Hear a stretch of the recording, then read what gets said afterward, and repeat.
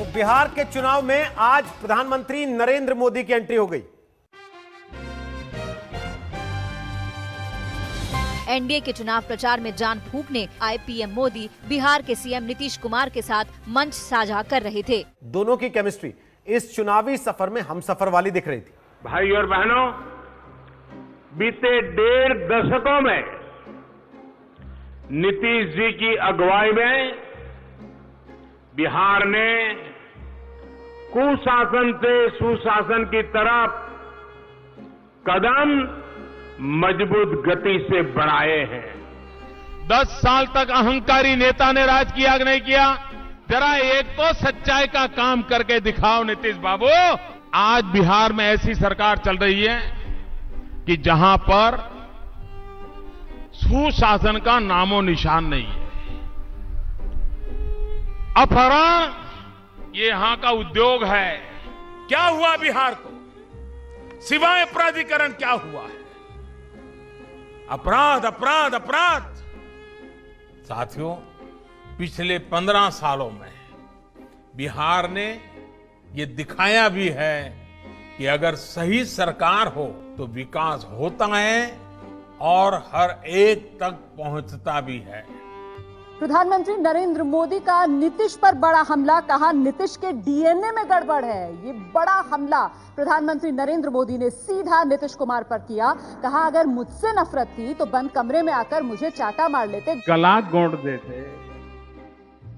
आपने एक व्यक्ति के प्रति गुस्से में आकर के पूरे बिहार की विकास यात्रा का गला घोंट दिया, गला घोंट।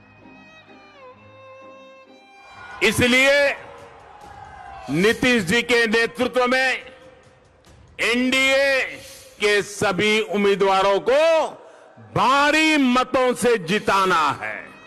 अरे नीतीश बाबू, कुर्सियां तो आती है जाती है, लेकिन आप बिहार के भविष्य के साथ खिलवाड़ करना कृपा करके बंद कर दीजिए। बिहार के उज्जवल भविष्य के लिए फिर नीतीश जी की अगुवाई में सरकार बनाना जरूरी है। श्रीमान नीतीश कुमार, आप ही लोगों ने बिहार के नौजवानों को बाहरी बना दिया है, उनको बाहर रहने के लिए मजबूर कर दिया है। मां बाप से बेटों को अलग करने का आपने पाप किया है। नीतीश जी जैसा सहयोगी हो तो क्या कुछ संभव नहीं है। आतंकवादियों को छिपने के लिए अब लगता है बिहार उनको स्वर्ग भूमि लगने लगी है, क्योंकि बिहार सरकार की वोट बैंक की राजनीति आतंकवादियों के प्रति कठोर रवैया बरतने के लिए तैयार नहीं है। मोदी ने नीतीश के सुशासन की तारीफ की। नीतीश ने भी केंद्र के कामकाज पर वोट मांगा।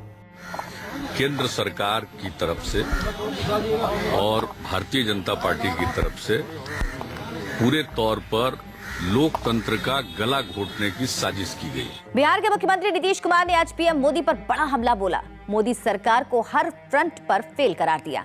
वो उनको जो मैंडेट मिला देश की सेवा करने का, वो उनके लिए बिल्कुल मायने नहीं रखती। वो तो मानकर चलते हैं कि देश तो उनके हाथ में आ गया, अब एक एक कर राज्यों पर कब्जा करो, ताकि उनको वो एब्सोल्यूट पावर चाहते हैं। खतरा बहुत बड़ा है, सिर्फ सांप्रदायिकता का नहीं, फांसीवाद का खतरा है। इसलिए सचेत हो जाइए।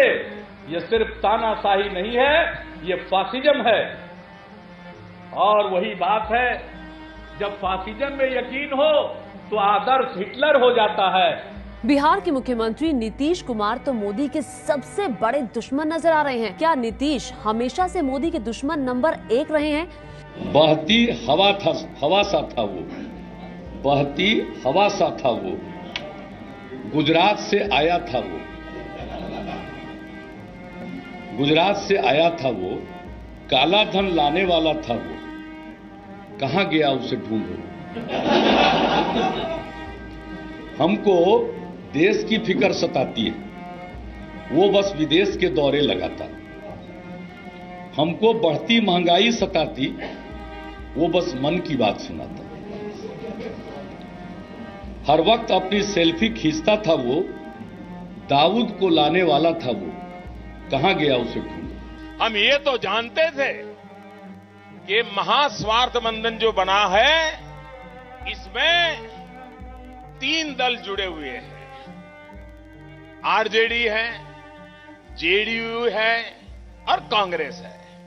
लेकिन हमें इस बात का आश्चर्य हुआ कि नीतीश बाबू ने अपने पहले मुशायरे में भी ये 3 इडियट का गीत क्यों ले आए।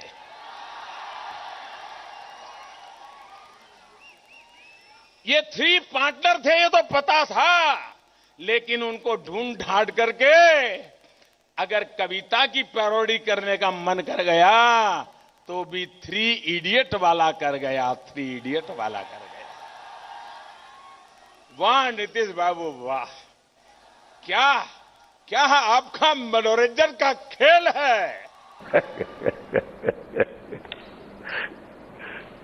Thank you very much. और दोनों मिलकर के अब जनता को भ्रमित करने के लिए मैदान में आए हैं। ऐसे लोगों पे विश्वास कर सकते हैं? ऐसे लोगों पे विश्वास कर सकते हैं? सार्वजनिक जीवन में विश्वास एक सबसे बड़ी पूंजी होती है भाइयों। ये विश्वासघात करने वाले लोग हैं, उन पर अब बिहार कभी भरोसा नहीं कर सकता है। मैंने कहा हिपोक्रेसी की भी सीमा होती है। इस वीडियो के सामने आने के बाद सवाल तो बनता ही है, अगर हम करें तो करें क्या, बोले तो बोले क्या। वाह मोदी जी वाह वाह वाह। ऐसी हल्की बात अगर मुल्क के प्रधानमंत्री के द्वारा कही जाएगी तो मुल्क का क्या होगा? क्या ये लोकतंत्र होता है? क्या लोकतंत्र के ये तौर तरीके होते हैं?